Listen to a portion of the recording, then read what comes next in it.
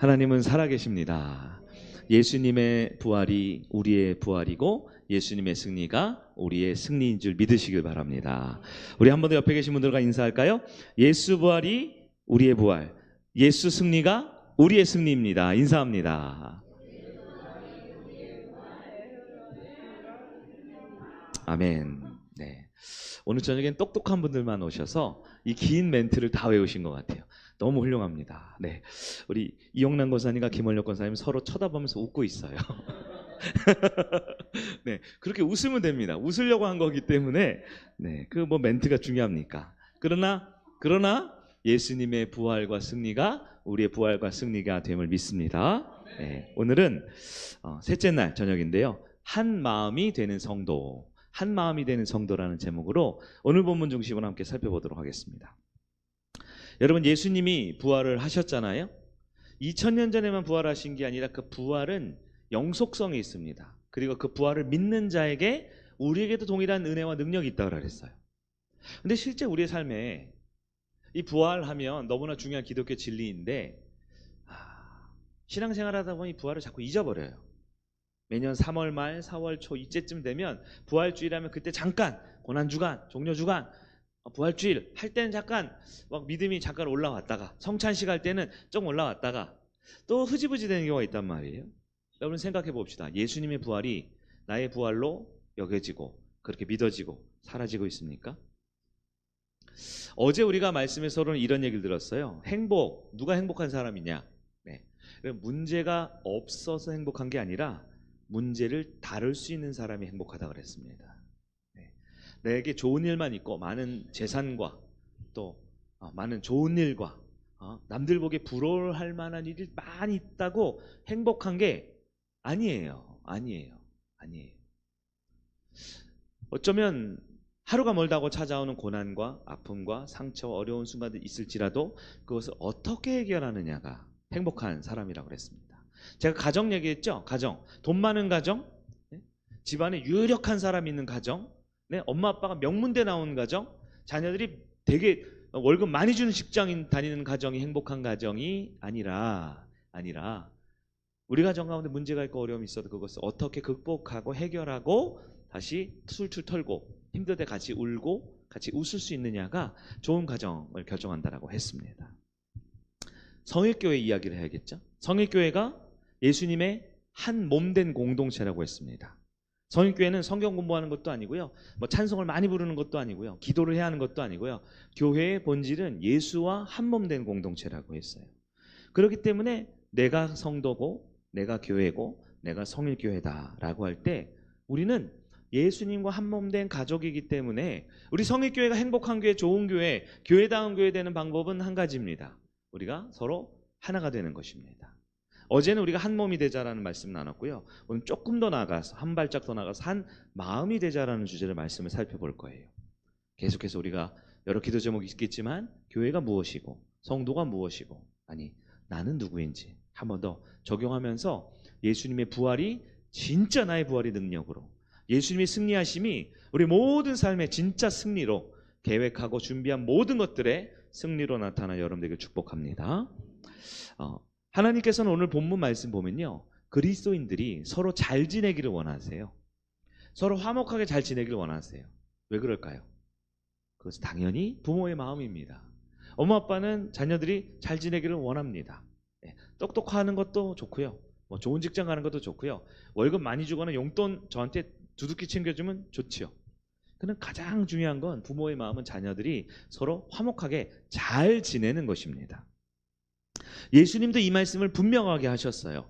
오늘 본문 말씀을 다시 한번 볼까요? 요한복음 13장 35절입니다. 35절 같이 한번 읽어봅니다. 시작. 너희가 서로 사랑하면 이로써 모든 사람이 너희가 내 제자인 줄 알리라. 아멘. 여기서 내 제자인 줄, 제자라는 말을 조금 우리가 의역하면 제자가 뭐냐면 예수님의 제자, 즉 한 몸 교회된 참 성도들을 제자라고 표현하고 있어요.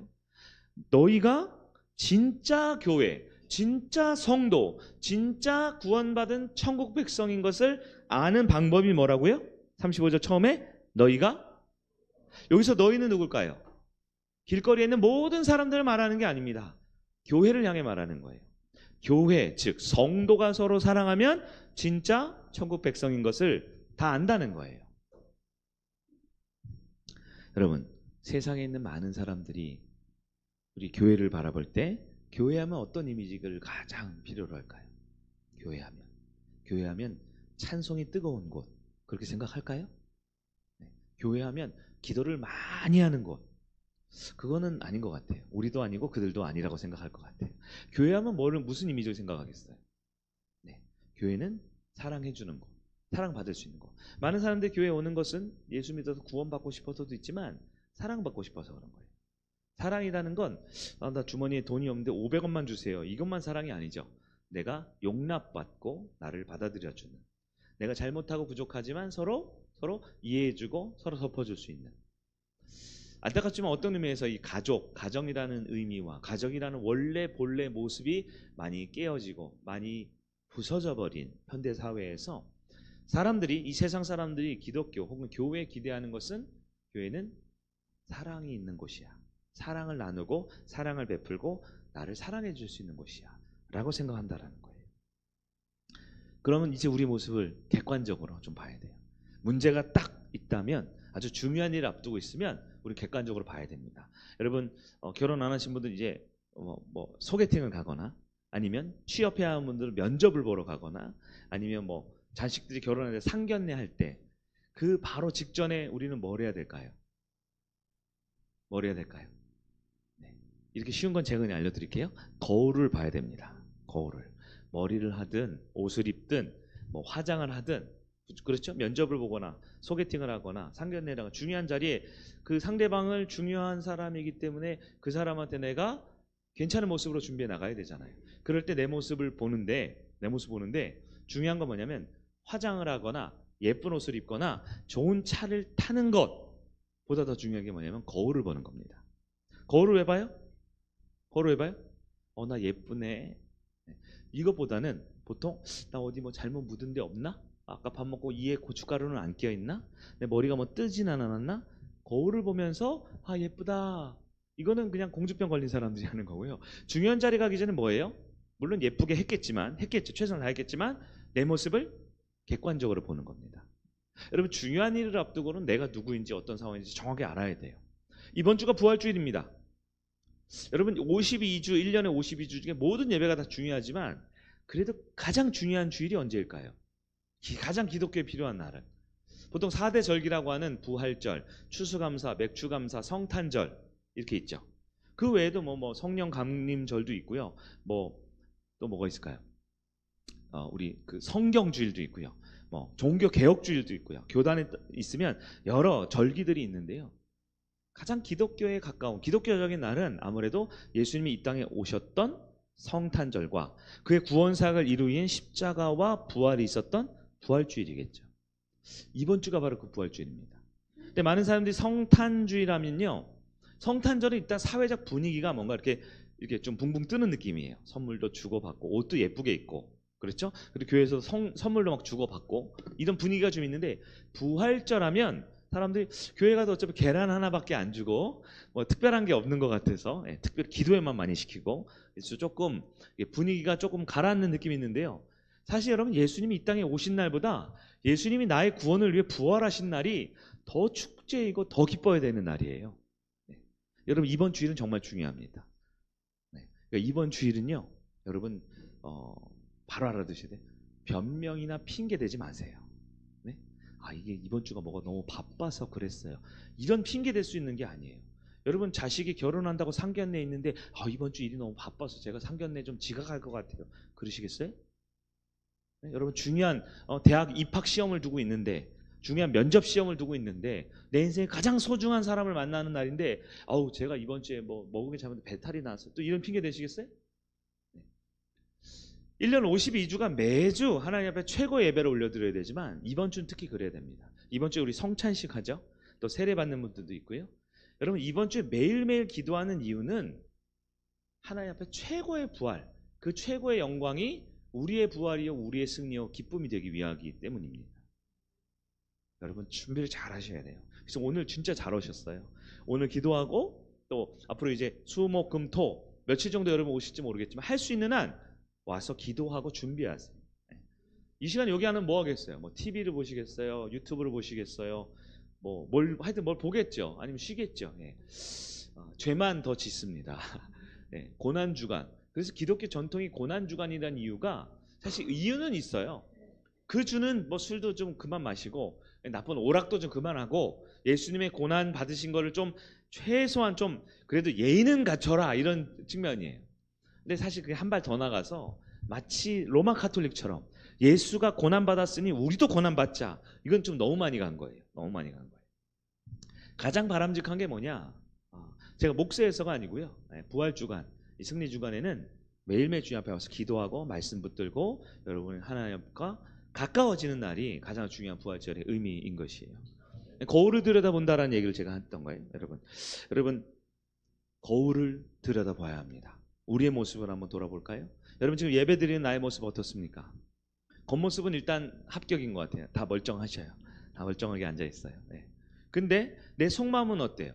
진짜 예배드리는 마음인지, 그리고 오늘 말씀 주제처럼 진짜 성도의 증표인 서로 사랑하는 마음이 있는지, 옆에 있는 분들, 앞뒤 좌우에 있는 분들, 그 마음을 준비해야 된다.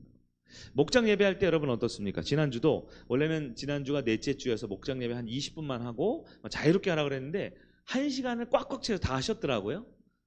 네. 목장 예배 길게 하는 건 너무 좋은데 혹시 그 모임이 어떤 모임이었습니까?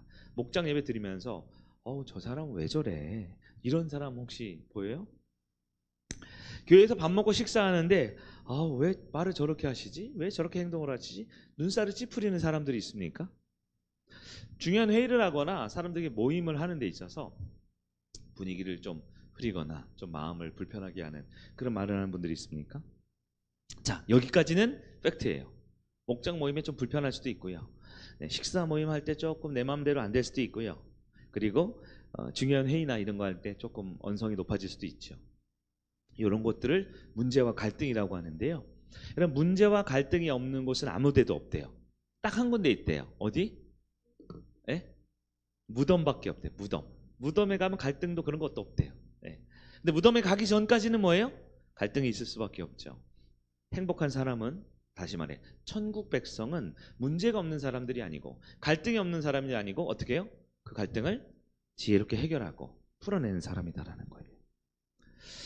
여러분 하나님은 교회의 성도가 서로 사랑하라고 하셨어요. 이 짧은 한마디입니다. 서로 사랑하라. 근데 이 사랑은 완벽을 말하는 게 아니고요. 예수님 마음에 가득한 그 사랑을 가족이기 때문에 서로 품어주는 그 모습이 사랑입니다. 자식을 키워본 분들은 아실 거예요. 아들이 있고 딸이 있고 여러 형제 자매들이 있는데 때로는 막 정말 무섭게 싸울 때가 있어요. 삐져가지고 며칠 말을 안 할 때도 있어요. 근데 부모는 알죠. 또 맛있는 아이스크림을 먹거나 외식을 해서 갈비를 한 대 뜯거나 그러면 또 다시 언제 그랬냐는데 다시 서로 얘기하고 다시 잘 지내고, 그리고 또 알죠. 분명 그러다가 또 마음이 상해서 또 옥신각신 할 거라는 걸. 그러니까 가족이 무엇입니까? 안 싸우는 게 가족이 아니에요. 단 한 번도 인상 안 찌푸리는 게 가족이 아니에요. 한 번도 서로 마음의 상처 안 주고 안 받는 게 가족이 아니죠. 그런 가족은 없잖아요. 있으셔요 혹시 가정에? 그런 집 있어요? 일단 저희 집은 아닌 것 같아요. 저희 집은 아까도 우리 저희 아들 딸한테 제가 공부 열심히 하네 이렇게 잔소리를 또 했던 것 같아요. 마음이 좀 상할 때도 있고요. 말이 좀 잘 안 통할 때도 있지요. 그러나 가족은 뭡니까? 그럼에도 불구하고 다시 하나 되고 서로 마음을 합하는 거죠.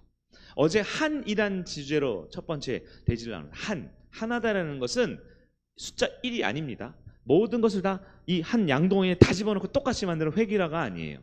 우리는 다 달라요. 아들이 다르고 딸이 다르고 딸이 다르고. 그래서 요즘에 이제 저희 집에 있는 그 한 남자애가, 누군지는 자세히 얘기하면 마음의 상처를 받으세요. 한 남자애가 이제 벌써 이제 좀 컸으니까 약간 사춘기가 오려 그러는지 이제 갈등이 조금 있는 것 같아요. 저랑은 그렇게 많지는 않아요. 저랑 저희 아들이랑 수준이 비슷하기 때문에 비슷하게 갈등은 없는데 여자분들하고 갈등이 좀 있어요. 그래서 제가 책을 사줬잖아요. 제 이름이 정확히 한데 아들 키우는 법이라는 책을 사줬어요. 네, 왜냐하면 제가 그 책을 딱 읽어보니까요, 너무 맞는 거예요. 너무 맞는 거예요. 근데 여성분들은 그 아이들 남자 남자 아이든 어른이든 잘 이해를 못하는 곳이 있더라고요. 그래서 이런 얘기가 있어요. 엄마가 그 책에 나오는 얘기, 아이한테 얘야, 너 지금 숙제도 안 하고 그렇게 컴퓨터를 보면 불안하지 않니? 숙제해야지. 이렇게 하면 아들은 뭐라고 생각해요? 안 불안한데? 이렇게 생각한다는 거예요. 근데 엄마는 너 그렇게 하면 불안하잖아. 너 빨리 공부해야 돼. 왜 이거 안 하고 있어? 아들은 난 안 불안한데 왜 그러지? 근데 엄마는 이 얘기를 3번, 4번 합니다. 야, 그러면 안 돼, 안 돼. 근데 아들은 안 불안하잖아요. 안 불안하니까 계속 하는 거죠. 그럼 이제 엄마는 나중에 이제 화를 내요. 야, 너 엄마가 벌써 몇 번째 말해래? 그러면 엄마는 왜 갑자기 화를 내지? 이상하네? 이렇게 생각한다는 거예요. 이게 아들과 남자와 여자의 차이 중에 하나죠. 네. 교회 안에서도 볼까요? 하물며 내 배 아프고 내가 사랑하는 아들, 딸, 자식들도 서로 화목하지 않고 싸울 때가 있어요. 근데 우리 초등학교, 중학교 아이들만 싸우나요? 아닌 것 같은데요. 20대가 되고 30대가 돼도 오히려 결혼하고 나중에 우리 부모님 돌아가실 때쯤 돼가지고도 형제가 너무너무 인상 쓰면서 격렬하게 대립하는 싸움도 있는 것도 저는 많이 봤어요. 왜 그럴까요? 왜 그럴까요? 네, 한 마음이 안 돼서 그런 것이죠. 한 마음이 안 돼서. 교회 얘기를 다시 또 돌아와야겠네요. 교회는 무엇입니까? 교회는 예수님을 머리로 한 가족입니다. 한 몸입니다. 칼빈에 따르면 하나님을 아버지로 두고 교회를 어머니로 둔 성도들이다 라고 했어요. 여러분, 교회는 한 마음이 되어야 됩니다. 완벽할 수는 없어요. 획일화는 될 수 없어요. 그러나 어제 싸웠지만, 오늘 밥 먹기 전에 조금 감정이 안 좋았지만, 이따가 계란 먹을 때 한 사람당 2개씩인가요? 2개씩? 2개씩인데 3개가 먹고 싶을 수 있잖아요. 3개 먹으면 너 왜 3개 먹어? 그럴 수도 있지. 아니야, 2개만 먹으래. 이러면서 또 마음이 상할 수도 있어요. 그리고 좀 남아서 몇 개 우리 집에 오늘 어제는 왔는데 오늘 안 온 그 우리 남은 식구들 위해서 몇 개 가져갈 때 왜 너만 가지고 가? 나는 안 주고 마음이 상할 수 있어요. 갈등은 계속 있을 수 있지만 거기서 또 해결하고 또 해결하고 또 해결하는 게 교회라는 거예요. 교회가 아닌 건 뭘까요? 갈등이 싫어서, 싫은 사람 보기 싫어서, 마음에 안 드는 사람 싫어서 안 오거나 멀어지거나 단절하면 가족이 아니죠. 첫 번째로 성도는 반드시 연합해야 한다라고 오늘 본문을 통해 우리는 확인할 수 있습니다. 연합해야 한다. 이 말은 하나 된다는 뜻입니다. 하나 된다. 오늘 저녁에도 스포츠가 있네요. 오늘 그 축구 경기가 있어요. 손흥민 선수가 9시 반인가요? 축구 경기가 있다 하더라고요. 여러분, 스포츠 좋아하는 분들이 있는데요. 보통 스포츠 광이라고 하는 사람들의 특징은, 스포츠를 열정적으로 좋아하는 사람 특징은 개인 스포츠가 아니라 팀 스포츠를 좋아하는 거예요. 그래서 축구, 야구, 풋볼 이런 거 있죠. 그 미식축구 이런 거 좋아하는 사람들 왜 그래요? 같이 모여서 열광하거든요. 우리나라 제일 유명한 스포츠 선수가 누가 있냐? 박세리 유명하죠. 김연아 유명하죠. 박태환 이런 사람 유명하죠. 올림픽만 되면 막 하고 막 광고도 많이 하고 하는데요. 근데 여러분, 박세리 선수 골프 진짜 유명했죠. 애국가에도 나오고 우리 옛날에 어렸을 때 많이 봤잖아요. 근데 많이 어디서 봤냐면 광고나 이런 데서 많이 보는 거예요. 실제로 여러분 골프하는 거 많이 보셨어요? 박세리 선수?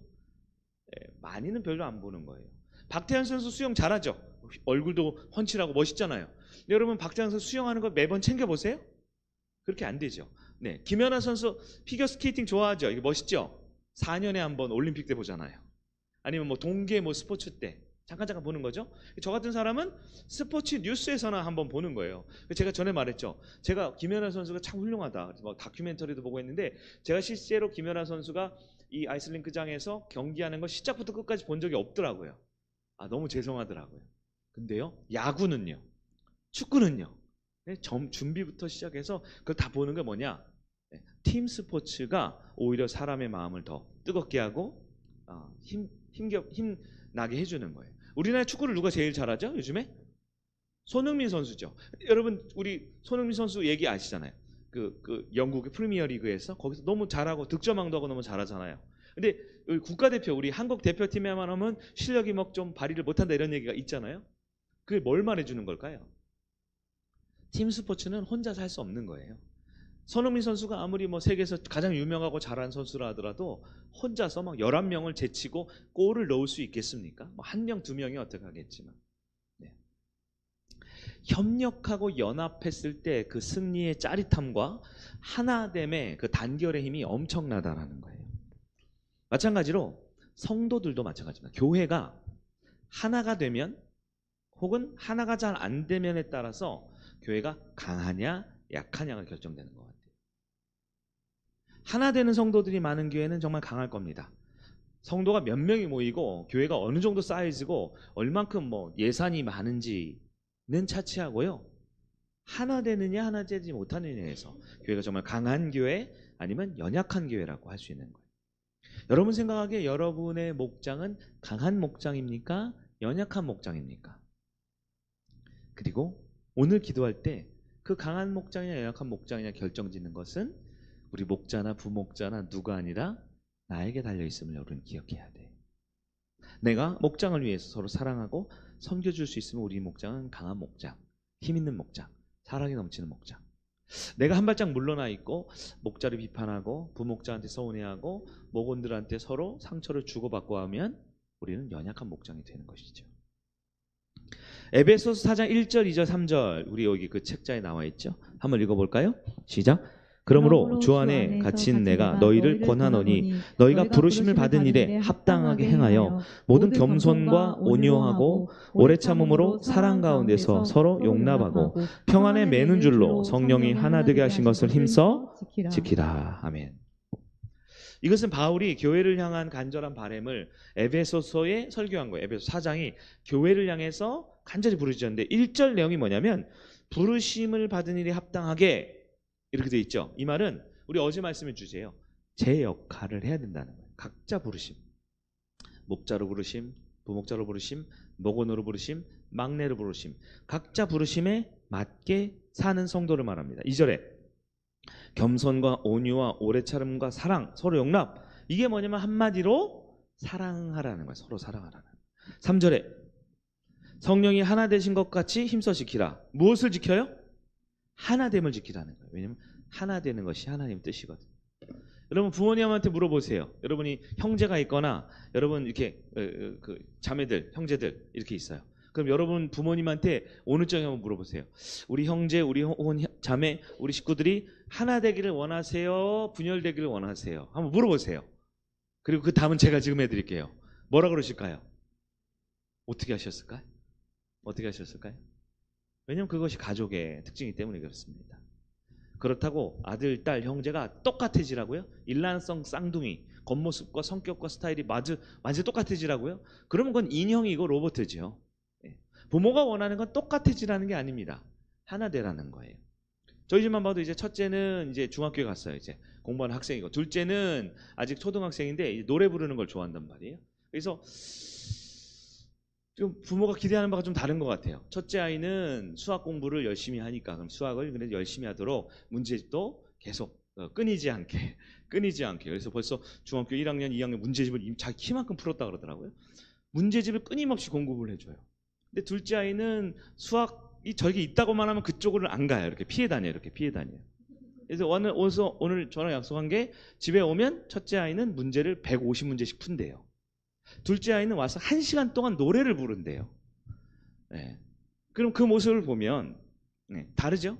그 남자하고 여자하고 앞으로 갈 길이 다르니까 수학을 열심히 푸는 애한테 노래 못한다고 뭐라 그러지 않습니다. 네. 노래를 부르고 싶은 아이에게 수학 많이 틀려 뭐라 그러지 않아요. 저희 아들이 그 20개인가 30개인가 하여튼 학교에서 그 시험 봤는데 4개인가 그랬대요. 4개.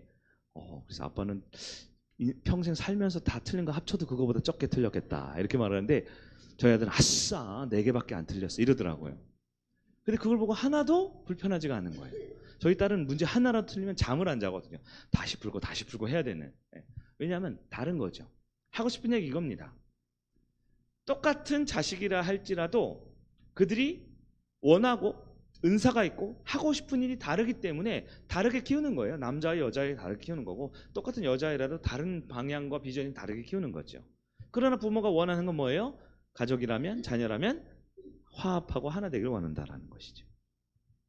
에베소 4장 16절 같이 읽어봅니다. 시작.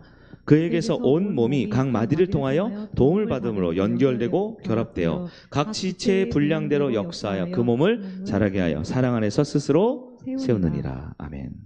이게 바로 한 교회를 말하는 겁니다. 각 마디가 서로 도와주고 서로 섬겨주고. 혹시 여러분 가정에 여전히 좀 갈등과 어려움이 있습니까? 우리 같이 기도해야 돼요. 가정과 목장과 교회를 두고. 우리 가정은 너무 화목하고 너무 행복한데 교회만 하면 싸운다. 그럴 수는 없을 거예요.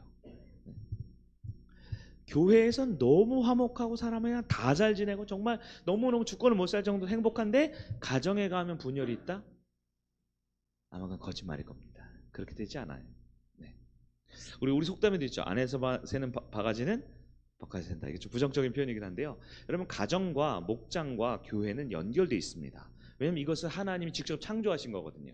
가정도 직접 창조하셨고요. 교회도 직접 창조하셨어요. 그리고 작은 교회인 목장도 목사님이 있고 목자가 있고 목자 훈련이 있고 뭐 목장 보고서가 있고 목장 모임이 있지만 아니요. 하나님이 그 모임의 주인이시고 하나님 그 모임의 머리가 되십니다.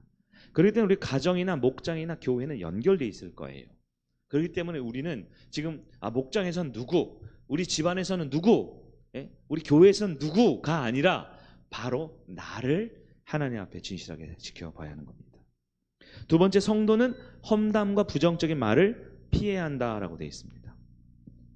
지난 주일 또 지난 금요일 우리가 주어졌던 말씀이었던 것 같아요. 네. 살인하지 말라. 이 말은 사람 찔러 죽이지 말라라는 극단적인 가장 극대화되어 있는 표현이지만 그보다 더 의미는 뭐예요? 사람을 소중히 여기고 말이나 칼이나 어떤 걸로도 해치거나 다치게 하지 말고 사람을 소중히 여겨주라. 우리 목장 안에서 1차적인 게 뭐예요? 우리 지난주 설교했죠. 성도의 언어, 이것은 뭐예요? 신앙의 통로라 그랬어요. 말에서 내 신앙이 보여지는 거죠. 그런 거 같죠? 동의 안 되세요? 동의 안 되시면 벙어리? 아마 내 말이 내 신앙을 그대로 보여주는 걸 거예요. 내 말하는 수준.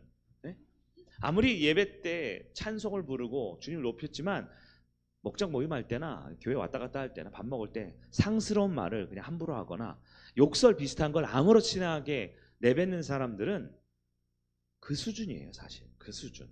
더 위도 아니고 더 날도 아니고 앞에서 어떻게 찬양을 하면서 기도를 하며 사람들 앞에서 사람들한테 척을 하는지 모르겠지만 진짜 그 수준은 그 사람의 말에 있다는.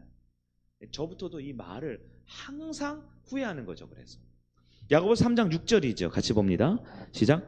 혀는 곧 불이요 불의의 세계라. 혀는 우리 지체 중에서 온몸을 더럽히고 삶의 수레바퀴를 불사르나니 그 사르는 것이 지옥불에서 나느니라. 아멘. 여러분, 성도는 서로에게 험담거리를 만들지 말아야 되고, 둘째, 험담거리가 있어도 딱 내 선에서 딱 끊쳐줘야 돼. 끊쳐줘야 돼. 남의 말하기를 좋아하고 모였다 하면 반드시 누구 한 사람 끌고 와서 이 사람 욕을 해야 직성이 풀리는 우리 인간의 본성들이 있지요. 그것을 내 선에서 멈춰야 돼요. 내 선에서 멈춰야 돼요. 마지막 세 번째는 성도는 용서와 연합을 해야 합니다. 여러분, 연합을 위해서는 꼭 해야 되는 게 뭐냐? 그런 거 있죠. 목사님 지금 다시 목장 새롭게 편성 좀 해주시면 안 돼요? 그러면 진짜 잘할 수 있을 텐데. 근데 사실 그 사람이 그 사람이에요. 어디 가겠습니까? 여기 다 뻔히 보이죠. 다 뻔히 보이잖아요. 먼저 내 안에 있는 상처를 씻어내기 위해 용서와 용납을 해야 됩니다. 용서와 용납. 용서는 뭐예요? 그 사람의 잘못을 없애주는 거고요. 용납은 뭡니까? 그를 받아들이는 거예요. 네. 용서, 용납 두 가지가 필요합니다. 실수가 잘못이 아니라 실수를 인정하지 않고 끝까지 버티는 분들 있죠. 네, 이건 각자에게 적용하셔야 돼요. 우리 목장에 그런 사람이 있다라고 하면 안 되고요. 나를 보셔야 돼요. 내가 잘못했는데 내가 말과 행동과 삶이 부끄러운데 끝까지 인정을 안 하고 척하는 있다면 절대 화목하기가 어려울 거예요. 허물이 있는 것이 문제가 아니고 실수가 문제 아니고 그것을 인정하지 않는 것이 문제죠. 우리는 인정해야 됩니다. 가장 먼저 하나님께. 그래서 우리는 기도하는 거예요. 기도하는 거예요. 목장 모임에서 누가 리더라고 그랬어요? 목자가 리더죠. 그런 리더는 이 모임을 이끌어갈 뿐이죠. 목자는 답을 줄 수 없어요. 많은 목자님들 또 한 번 기억하셔야 돼요. 내가 답을 주려고 그러면 답이 안 나옵니다. 그냥 내 제자 좀 만들었다가 그냥 나한테 실망하고 또 떠날 수 있어요. 답은 하나님께 있다라는 것을 방향을 딱 설정해 주는 사람이 목자입니다. 여기 목원들이 모여 있으면 다 모여서 자 집중시켜서 하나님을 향해 손을 딱 가르쳐 주는 게 목자예요. 목자예요. 하나님께 답이 있습니다. 성도가 잘못된 게 끝이 아니고 서로 용납과 용서가 안 되면 어려워지는 거예요. 교회는 불완전하죠. 네. 성도도 불완전합니다. 목사도 불완전합니다. 우리 모두 다 불완전합니다. 그렇기 때문에 우리는 누가 필요하죠? 하나님이 필요합니다. 그 하나님이 필요한 사람들이 가족이 되는 거예요. 하나님이 누구예요? 모든 문제를 해결할 수 있는 부활과 승리를 주신 우리의 아버지이십니다. 여러분, 하나님이 우리 아버지인 것이 참 다행이죠. 네? 네. 우리 육신의 아버지면 완전히 해결을 못해요. 네? 그냥 아이스크림 한 번 정도는 사줄 수 있고 원하는 티셔츠 정도는 주문해 줄 수 있지만 하나님이 우리 아버지인 게 얼마나 다행입니까? 그리고 우리가 교회 안에서 성도가 하나가 된다라는 것이 바로 그겁니다. 하나님 안에서 하나 될 수 있는 것입니다. 말씀을 정리해 보도록 하겠습니다. 여러분, 우리 요즘에 이제 드림 키즈 아이들이 이제 예배를 드려요. 오늘도 보니까 선생님들이 아침부터 오후까지 모여서 뭐 열심히 만들고 막 하더라고요. 본인들이 막 돼지 분장도 하고 늑대 분장도 하고 막 영상 찍고 막 난리 났어요. 그래서 뭐 가정통신문 보낸다고 하는데 제가 보니까 자기들이 먼저 신난 것 같아요. 그 아이들 중에 제일 어린 아이가 누구냐면 이제 이한이가 있어요. 이한이 서 있을 수 있더라고요. 그리고 채아가 있고요. 우리 은찬이는 이제 형아가 됐어요. 초등학생이 됐으니까. 그 이한이하고 우리 채아가 있습니다. 이한이가 막 놀아주잖아요. 지난주도 여러분 목장 모임 할 때 위에서 이제 연습하고 할 때 제가 잘 보이려고 과자도 주고 방방도 태워주고 이렇게 했거든요. 근데 그 아이들이 이제 저랑 씨름을 하는 거죠. 씨름을 합니다. 목사님 씨름 한 판 해요. 그럼 제가 이제 이한이하고 채아를 번쩍 들어서 뒤집기로 땅에 확 내꽂으면 교회 안 오겠죠. 그 아이들하고 씨름을 할 때 우리는 어떻게 합니까? 영차 하다가 하면서 어떻게 해요? 우리가 이렇게 지잖아요. 네. 만약에 그 갓난 아이들, 그 어린 아이들하고 씨름을 해서 이긴다. 그건 정상적인 사람이 아니겠죠. 네. 아이보다 힘이 약해서 지는 게 아니죠. 아이보다 성숙해서 지는 겁니다. 아이를 더 사랑해서 지는 거예요. 그 아이도 목사님하고 잘 따르지만 목사가 그래도 더 사랑하니까 그 아이에게 져주기도 하고 참아주기도 하고 속아주기도 하는 거예요. 제가 거기 종이 맨 마지막에 적어놨네요. 한번 같이 한번 읽어볼까요? 첫 번째, 더 많이. 시작. 더 많이 사랑하는 사람이 져줍니다. 그게 하나 되는 비결입니다. 두 번째, 시작. 더 큰 사람이 참아줍니다. 그게 우리 가정과 목장이 하나 되는 비결입니다. 마지막 세 번째, 시작. 더 많이 아는 사람이 속아줍니다. 우린 이 시간 오늘 예배 드리러 왔고 주님을 만나고 기도할 거예요. 우리가 하나님과 더 많이 가까운 사람이라 할 수 있죠. 우리가 속아주는 거예요. 우리 목장을, 우리 가정을, 더나 우리 교회를, 그리고 우리가 시간으로 봤을 때 우리 다음 세대, 5년 후, 10년 후 우리 청년이 되어서 교회를 이끌어갈 우리 다음 세대에게 져주고 참아주고 속아줄 수 있는 우리 성일교회 성도님 되기를 주님의 이름으로 축원합니다.